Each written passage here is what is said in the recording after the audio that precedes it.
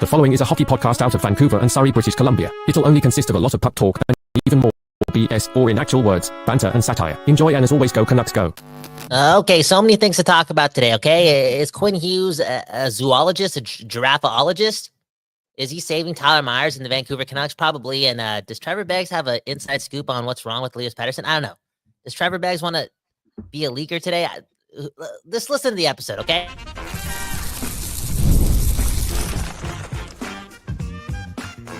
You're Locked On Canucks, your daily podcast on the Vancouver Canucks. Part of the Locked On Podcast Network, your team every day.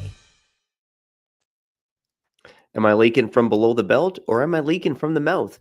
Find out on today's episode of Locked On Canucks. I'm Trevor Beggs. Welcome to the show. I'm joined by my co-host, as always, Kyle Bowen. Before we get into it, we got to thank you because we're nothing without you listening right now to this show here, Locked On Canucks. And we're also not here without those sponsors. And today's episode is brought to you by Gametime. Go download that Gametime app, create an account, and use code LOCKEDONNHL for $20 off your first purchase. Quinn Hughes, he has single-handedly rescued the Vancouver Canucks season, but he's also rescued the career of Tyler Myers. Wow. Let's get into it to kick off that show today here, talking about the best defensive pairing in the NHL. Is that true, Kyle? Quinn Hughes and Tyler Myers? Let's talk about it. Let's also get into some of the comments and noise around Elias Pettersson. And again, it seems like it's a revolving door of information.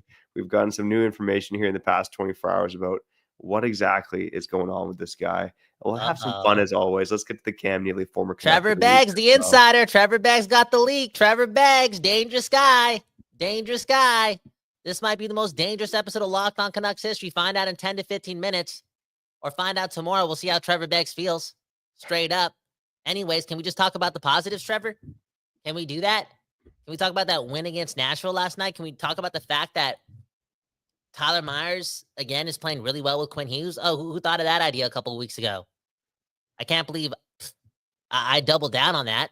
But I'm telling you, less chaos is better. And Trevor Beggs, you've been touching on this for quite some time. You even touched on this last year when I thought you were stupid as puck for doing it.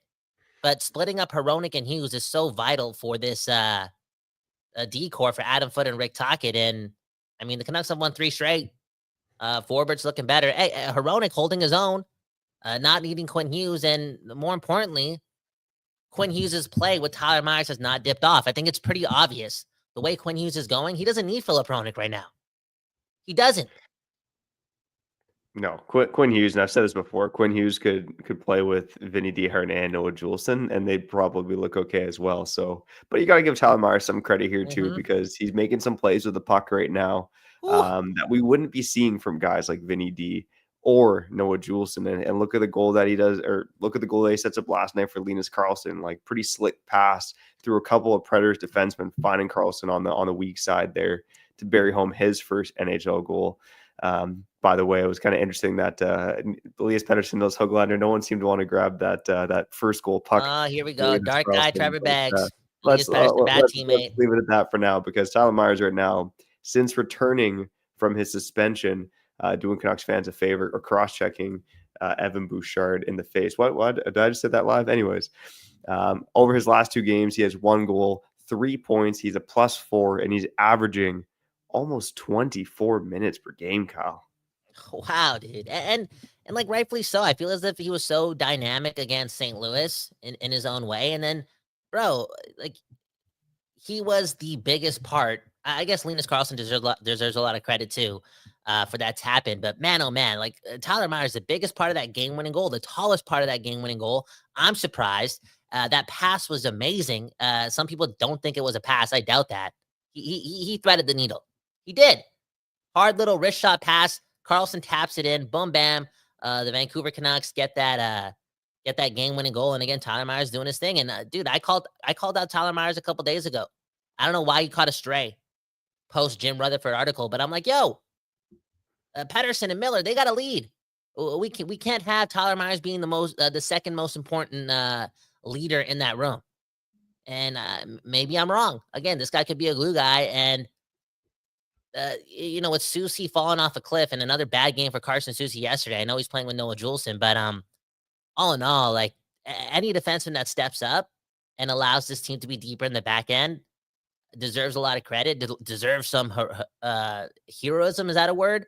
Being spewed out or being poured over him. And again, I'm just content because I want to make the playoffs. And people got to step up. And right now, Tyler Myers replacing Philip Hronek. I'll say it. He's replacing Philip Hronek.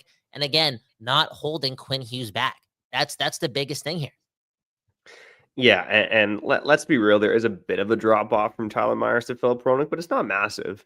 It's not massive. And Maybe. Honestly, I think it might be addition by subtraction, if you can call it that, in the sense that you probably bolster your decor by having Philip Hronek on another pairing. And you bring up Carson Soucy. I think it's a fascinating point. Again, something that we're not talking about that much.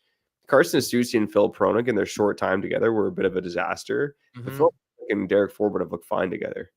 So that really says something about the season that Carson Soucy is having. It's been a rough time after looking really phenomenal defensively and, kind of a secondary role prior to the playoffs last season. So, but anyways, in terms of Hughes and Myers, I think you got to roll with it for now, right? You do. And it does, Kyle. It leads back to what we were saying about a week ago, and I might revisit it because I got a piece coming out on Daily Hive about this.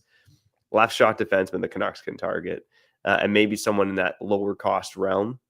And maybe we'll touch on some higher cost targets if, Miller and Pettersson are trade targets. But for now, I think it's winning solves everything. And, I think the Canucks, regardless of what happens with Miller and Pettersson, they're going to want to add someone to this defense core.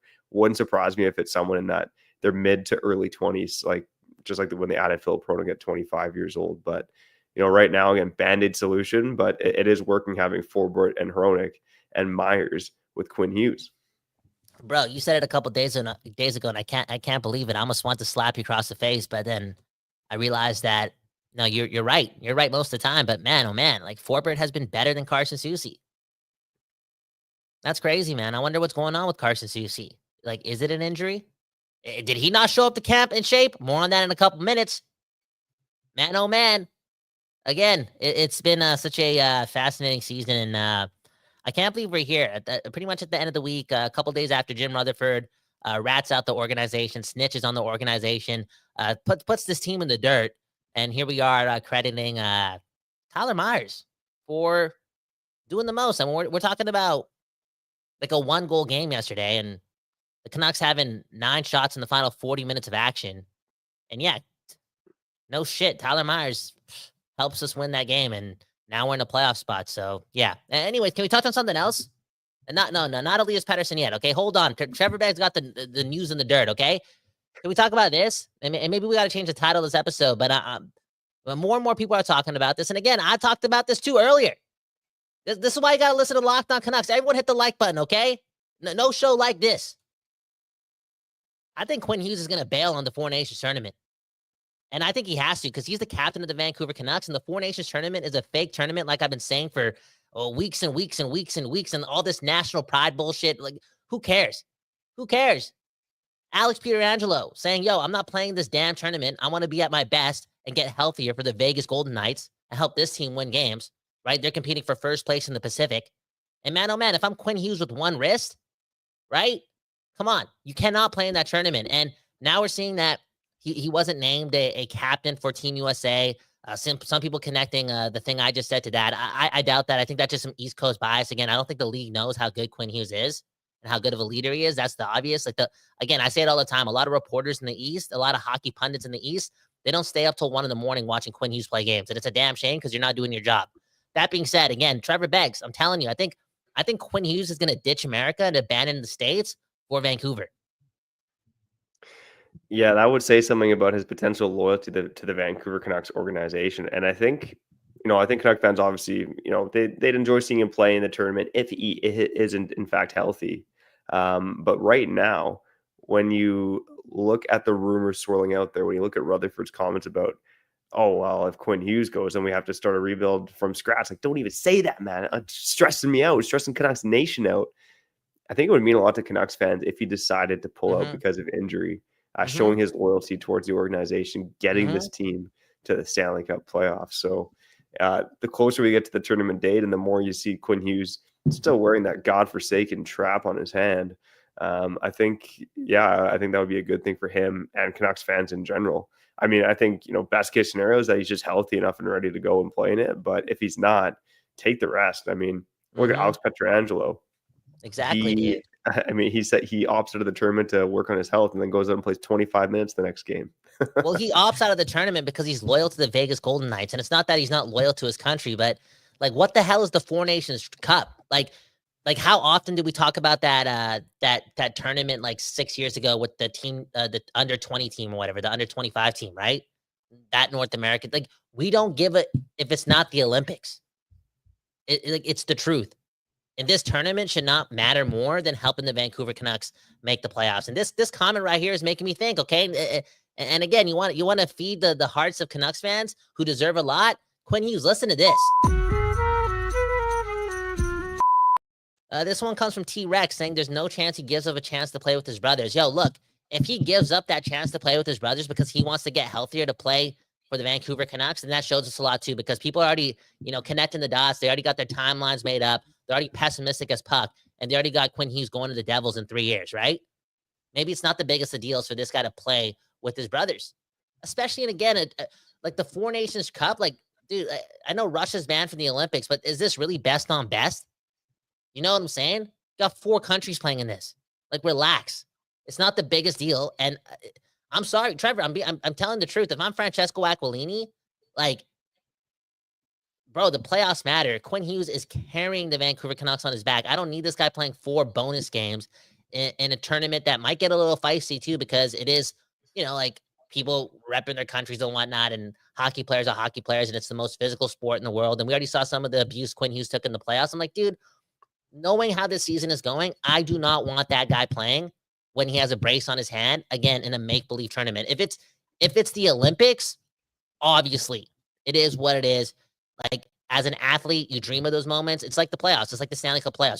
The players play through injuries. It is what it is. You can't really stop them. I would understand, but for the Four Nations Cup, dude, come on, man. Come on. Like, honestly, I would be pretty disappointed in Quinn Hughes if he did play in this tournament. I think T-Rex makes a good point, though, and it's something that I thought about and didn't mention a couple of minutes ago. But, I mean, how often is he going to get to play with his brother in best-of-best tournaments? I know, Kyle, you can say the Olympics every 4 years, but, like, seriously, how many times is he going to get to play with his brothers in a best-on-best tournament? And now Luke Hughes obviously isn't involved in this tournament. It's just Jack right now.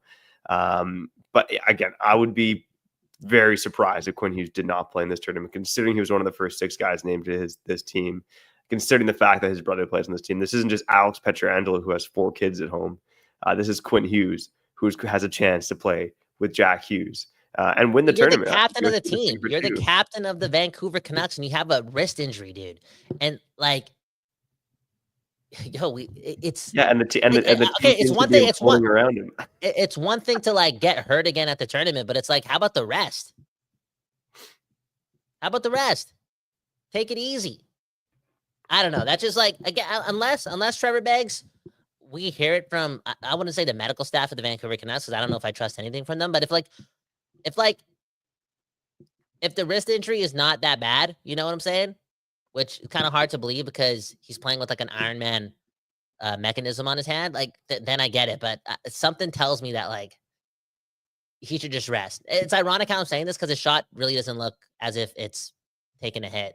Like, what is this wrist injury, right? Who knows what it is? I see the Pietrangelo thing, and I'm just like, yo, bro, like, Quinn Hughes, don't go to that tournament. We need you. We need you here. Yeah, it's confirmed. Quinn Hughes is he's not human, but he's not alien. He's actually part robot. Is he American or is he Vancouveran? I wanna know. I think he would tell you he's American. Okay. Sorry, Canucks fan. Sorry, Kyle. Coming up on the other side, let's talk about, instead of the robot, let's talk about the alien, or at least the guy that was the alien. Or is he being alienated? No, let's not go down that road. But let's talk a bit about Elias Pettersson. Again, some new information that has come out about Pettersson in the past 24 hours about what the hell has happened with him this season. Let's get to that on the other side after shouting at our friends over at Gametime. All right, Kyle, I know you've been to NFL playoff games, and Gametime knows that attending an NFL playoff game is an unforgettable experience that brings fans together. Sorry, you haven't been to an NFL playoff game, have you? You've just been regular season, right? No, I haven't been to a playoff game yet. All right. Well, one day. I mean, I was I was holding out slight hope that the Seahawks and Packers might have met in the playoffs, but we're gonna have to wait for another year for that, buddy. But whenever there's an NFL playoff game playing, you got to make sure you get those tickets on Game Time, okay? Whether it's NFL playoffs, NHL playoffs, NHL regular season, or maybe a little horse riding derby. Whatever you're checking out, Game Time, they got you covered. They got that new feature called Game Time Picks that makes getting tickets even easier for live events. It filters out the fluff to show you only incredible deals on great seats, so you don't have to waste time searching through thousands of tickets. It's perfect for a simple guy like myself. So take the guess. We're going to buy tickets with Game Time. Go download the Game Time app, create an account, and use code LOCKEDONNHL for $20 off your first purchase. Again, terms apply. Create an account and redeem code LOCKEDONNHL for $20 off. Download Game Time today. Last minute tickets, lowest price guaranteed.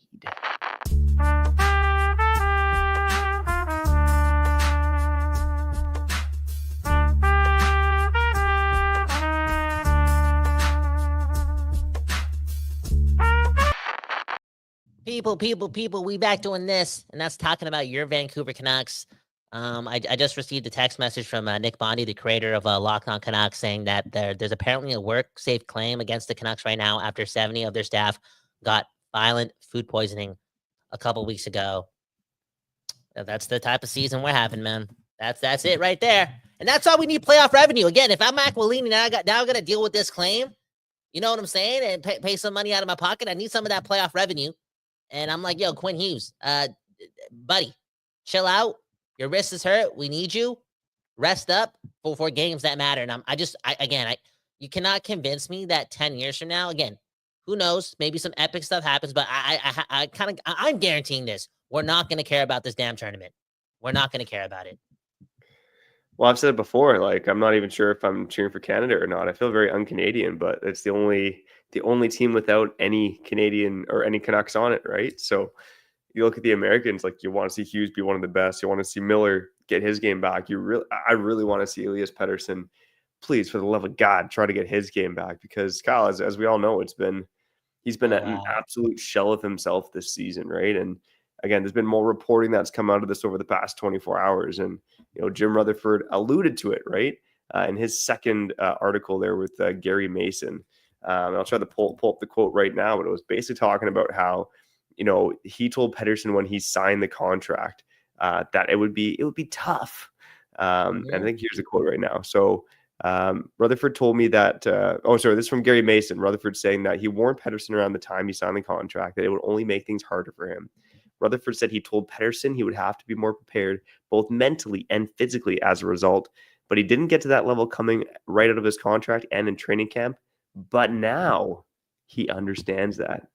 I'm wondering what evidence we have to think, Kyle, that now Pettersson understands this. I don't know. Because he had 7 shots against the Blues? I think that was just Rutherford being kind after poo-pooing on him again, Like, he's been, how many times have we heard this about Elias Pettersson, that his preparation is not up there with the best players in the league. He's not living up to that, like, responsibility. You know what I'm saying? Of like, yo, you're an assistant captain on the team. You're getting paid this much. We need you to level up. We need you to level up. Like, you've been good enough in the past, but like, you're going to get figured out and the game gets faster. Like, you need to evolve. You need to be a step ahead or 2 steps ahead or 3 steps ahead, especially when you're getting paid $11.6 million than your competition. And we've heard it from Talkit. We've heard it from Rutherford. And heck, you look at Reddit. You hear some people talking about it. Hey, maybe this feud started with Miller and Pettersson again in September because Pettersson showed up to camp looking like shit or not being elite, not being a dog. You got 9 new players coming to the team, and what? Elias Pettersson is not amongst the best of the best in training camp. Like, what type of tone does that set for the team? Again, we keep hearing it. I don't think it's a lie. If it's coming from Talkit, Rutherford, possibly Miller too, like this dude needs to take being an NHL player for the Vancouver Canucks and making that much money way more seriously. Yeah, Kyle, you alluded to him, not being among the best in the NHL in terms of being prepared at training camp. Apparently, he wasn't even one of the best on the Canucks. Like you said, he was one of the worst. Yeah.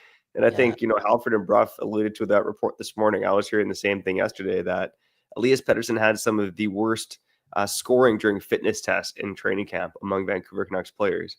This is your highest paid player by over $3.5 million. And he came to camp reportedly in the worst shape among players on the roster. Look, I know it's the NHL and I know it's hard and you can overcome it, right? Dakota Joshua, I guess, is a more smaller example from last season of a guy who had a crappy camp, didn't come to camp in shape, but still figured it out and had a career year. So it's not the be all or end all, but again, it looks like Pettersson didn't come prepared to training camp, and it could have been a tone setter for the season. And yeah, like we're hearing, it could be a reason why there's more of a feud here when you make that much money and you come to camp not looking prepared, not being in shape. I mean, look, that's why there's still some belief in Pettersson, is because the pure skill is still there. I don't know if he's just absolutely forgotten how to work hard, but he obviously took it for granted last summer and it's impacted the team this season. And a cup contending window, which is the most disappointing part about it, supposedly. Supposedly, allegedly, maybe Trevor Beggs has some sources confirming that too. Who knows? Who knows, man? Beggs is a loyal guy. Who knows? We'll never get. But yo, it is what it is. And the more and more I think about it, the more and more I hear about it, the more and more I believe that Pettersson may possibly have a tough time understanding that more is needed from him, right? And B, possibly has a tough time listening. I talked about the ego thing, being the best, doing your thing, and again, not being able to absorb tutorship and take constructive criticism the right way, and then internalizing it and getting emotional about it. I even talked about this during the offseason when Canucks management brought up the whole thing about him not preparing himself well, or brought up the whole thing about, like, it's not the injury. It's not the injury. This guy just needs to be better. And I said it. I said, yo, Pettersson, you're 24 years old. I know you're making all this money and whatnot, and you have all these accolades, but please don't come into the season taking it personal. Just get better. Those guys are champions. You're not. And I feel as if, again, he took it personal. He didn't listen. And now, again, we talked about the aura thing on yesterday's episode. Now, like, the rhetoric is out on Pettersson. It's not BS. Like, this guy's, he doesn't take the offseason seriously, like, as serious as he should, considering how much he gets paid and how much responsibility is on his shoulder. And then you have this whole, like, weird teammate dynamic and how, like, he's dragged down some of his teammates and all this stuff. And I'm not trying to poo-poo on the guy. The guy played a good 20-minute game yesterday, okay? 30-minute game yesterday. Like, we're seeing strides, but he needs to evolve and mature and grow up. It's just the truth. Like, he just needs to, like, not think he's the best anymore. I know he's accomplished so much in his life already, but just get better to take that next step and ultimately become a champion. Yeah. No, 100%, right? And again, I think the other thing that I was trying to confirm yesterday was the injury, right? Because, I got a lot of comments when I, posted this on X about Elias Pettersson and his skating speed. I mean, Kyle, for those on YouTube, you can see the fancy schmancy chart, but his top skating speed in 22-23, among the 94th percentile. Like, he was one of the fastest players in the league. And this is a guy who was in the fastest skater competition a few years back as well. I mean, we know that this guy's got speed for days. And then you look at this season, and all of a sudden, he's in, like, the bottom quarter of the league in terms of his top skating speed. And you can just see it out there. It's like he's playing with lead in his skates. So, I mean, Kyle, I think you and I have been asking around, like, chronic tendonitis. Like, could this be an issue? And, basically from what I'm hearing, I mean, everyone from the team making reports right now is saying that this is not an issue. It's not a tendonitis thing. This is a work ethic thing more so than that. So, I mean, yeah. I certainly want to believe it's injury related, because that is an easier narrative to believe than this guy just didn't work hard. But that doesn't seem to be the case right now. Yeah. Again, just listen to the coaches and whatnot. And if it's not tendonitis and it's a work ethic thing, it's not hard to believe that his speed is not as like, it drops off compared to other players in the league. Because, bro, look how much faster the league is getting year by year. So if everyone else is getting faster and younger and doing your thing, and, like, you just come into season to season being the same, you're gonna look slower. And that's why Rutherford told him, like, we're signing you to this contract. You got to get better. You got to prepare way better. Like, it only gets harder from here. He's trying to prep him. And again, I just feel as if Pettersson came into the season just thinking he knew how to do it. And he's still young, man. I just listen, man. Again, don't take it personal, man. Like, I know people have this rhetoric or narrative around Rick Tocchet being, like, a boring ass coach and doing this and doing that. But at the end of the day, like, I know he hasn't been a head coach. He hasn't been a champion as a head coach, and overall, he's been a mediocre at best. He was coach of the year last year, but he's been mediocre with Tampa and Arizona, blah blah thing as a head coach. But the guy's a champion. The guy's been around champions. He's been around the best. Again, there's not a lot of hockey players in the world, in the history of the NHL, that have played with that much amazing talent. Like, look at who Rick Tocchet played with. Everyone from Gretzky to Lemieux to Yager to some players on Philadelphia, like the Lindros. He just played with the best of the best. Like, I think he understands what it takes. He was also one of the best players in the league too. Like, just listen to him and don't take it personal. Yeah. It's that simple, man. For real. Yeah, and it seems like there's been too much taking it personally with more than one member of the Vancouver Canucks so far this season. But hey, 3 wins in a row. Just keep playing hockey. It certainly hasn't been perfect. They are getting bailed out by goaltending, but sometimes you need a bit of a spark to get back in your groove. And hopefully Pettersson and Miller and the rest of the Canucks can find their groove here with 6 games, I believe, remaining before the Four Nations Cup. Kyle, no ad read here, but let's pause, take an ad break. You're listening to Locked On Canucks, your Canucks every day.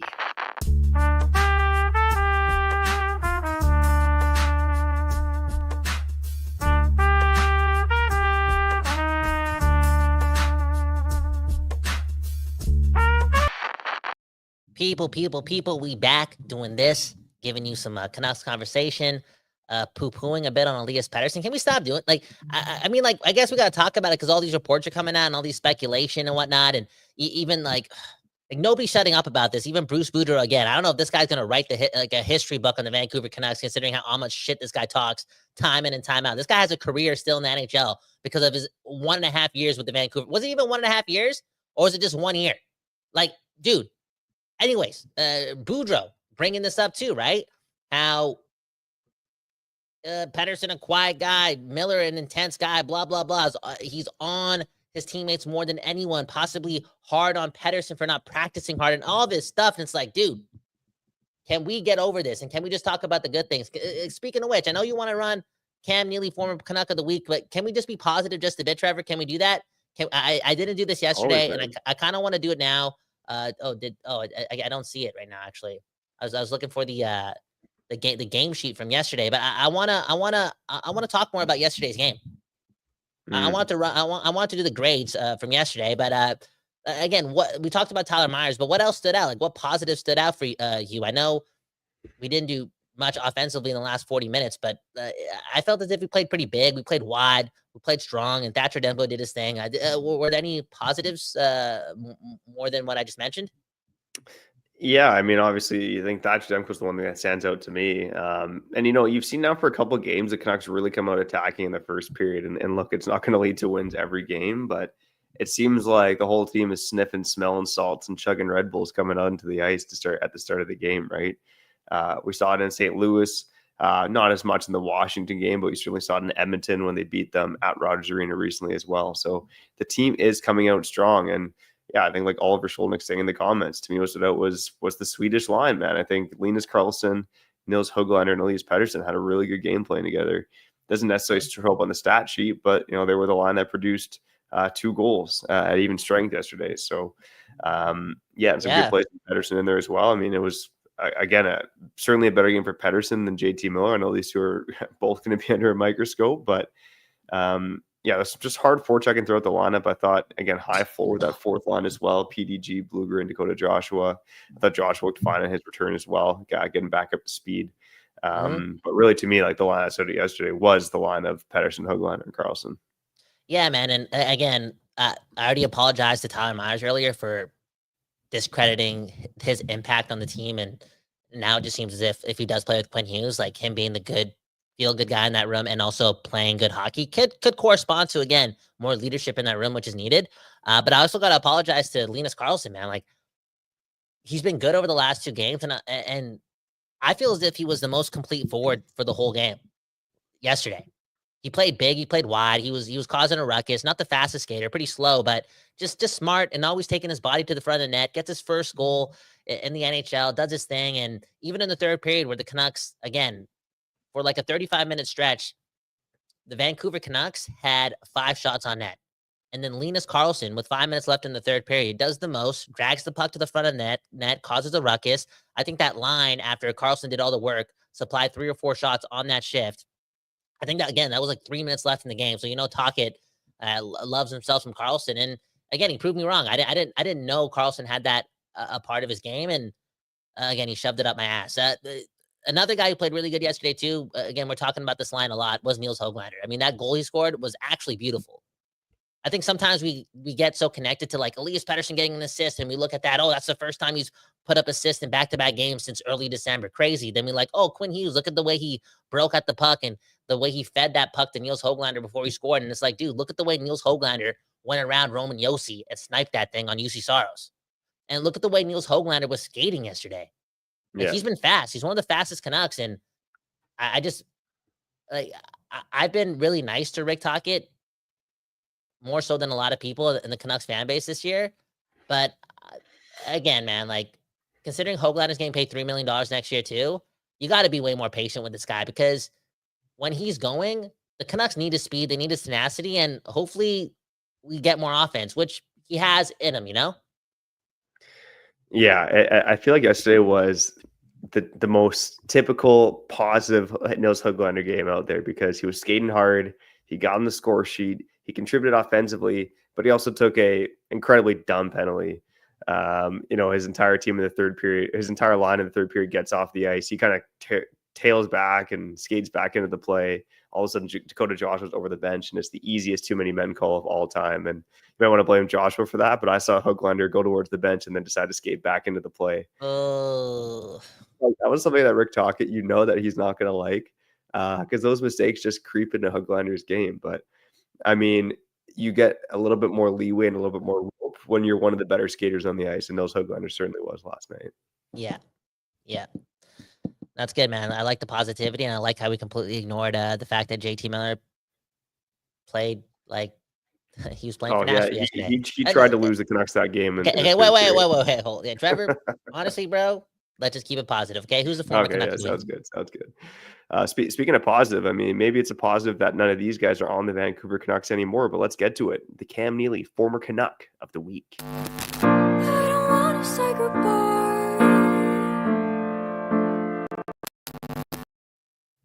The doldrums of the Jim Benning era and some of the cast-offs from the Patrick Allvin era coming to mind this week with the Cam Neely, former Canuck of the week. But this one, a bit of a deep dive, but I wanted to shout him out, and it's Josh Leivo, former Vancouver Canuck, former Toronto Maple Leaf. Now, Josh Leivo, obviously he got his knee wrecked as a member of the Vancouver Canucks, and that really put him behind the 8 ball of the NHL books. He was training to be a solid middle six winger on that team in 2019-20 before fracturing his kneecap. Since that time, about 5-6 years ago now, he was never really able to stick in the NHL, but was an MVP for an AHL team who won the Calder Cup.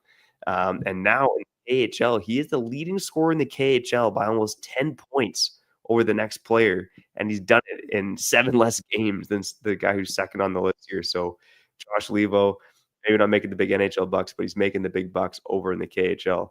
And Kyle, one of the most interesting things I found about this is looking at the top 25 point leaders in the KHL right now, 5 of them have connections to the Vancouver Canucks. I'm not going to quiz you on that one because that's mean. Why not? Let's go. Nikolai Goldobin, Shirokov, or whatever his name is. Like, is he still playing hockey? Like, I don't know if that's the truth. Who else? Like, who else would be there? You're all for 2, so I'm hitting the button. Let's go, buddy. Trevor's trivia starts now. Damn, bro. So you're going to quiz me. 5 of the top 25 players in the KHL are former Canucks, okay? Josh Leivo. Have Canuck connections, yeah. Have Canuck connections, so are they former Canucks? Like, that's so what they are? So one obviously is Josh Leivo. The other 4 played games with the Vancouver Canucks. One, I believe, only played for AHL affiliate.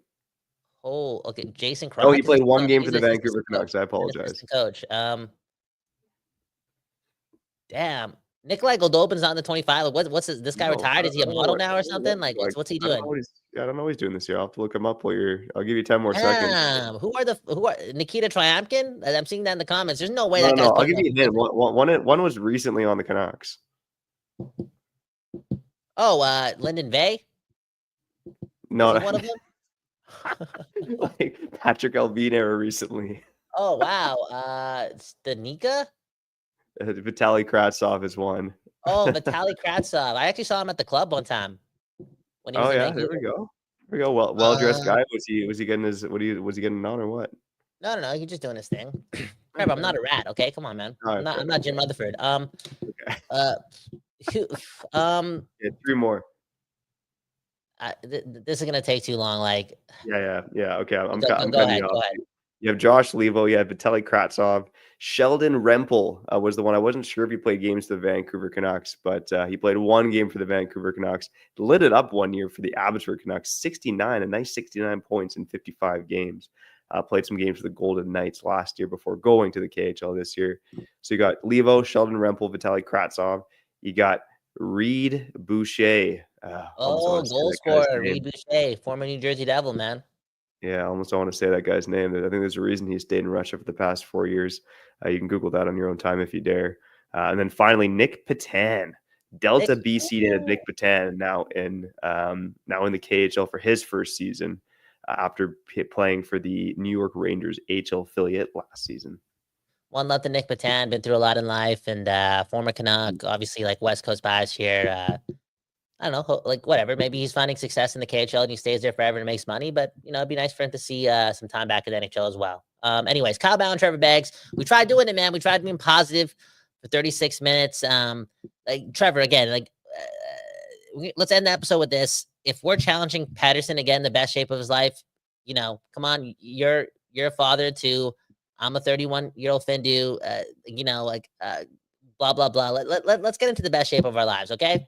Let's do it. Let's push it. Like when you get home today and you have some time, hit the P90X. I know that's what you like to do and you do it often, but like, let's just make sure we're doing the most with our bodies because health is wealth. And, we owe it to our families, right? Owe it to our girlfriends, owe it to our wives to just be in the best shape of our lives. Okay. Come on. 100%, man. And Kyle, I know kudos to you for doing the post game last night while I was putting my kid down with a sick wife, but I was doing that P90X catching up on the Canucks game. I know. While you were doing the post game, man. So, and I'm telling you, Kyle, if we work out tonight, like Adam's splitting sides saying in the comments, it'll be 4 wins in a row on Friday. Let's get go. Your karma down, get that exercise, man. Do what you got to do. And make sure whatever you do, you tune into the next episode of Locked On Canucks. That was another episode in the books. We appreciate all of you from the everydayers to the first-time listeners and everyone in between. If you like what we're doing, go subscribe and like the video on YouTube. On the podcast, go follow us and leave a 5-star review. It helps us a lot. Helps me feed my family. Helps me buy a brewski for Kyle when I see the guy in the flesh. But for now, we got to get out of here. I'm Trevor Beggs. That guy is Kyle Bound. That guy's Kyle Bound. And you've been listening to Locked On Canucks.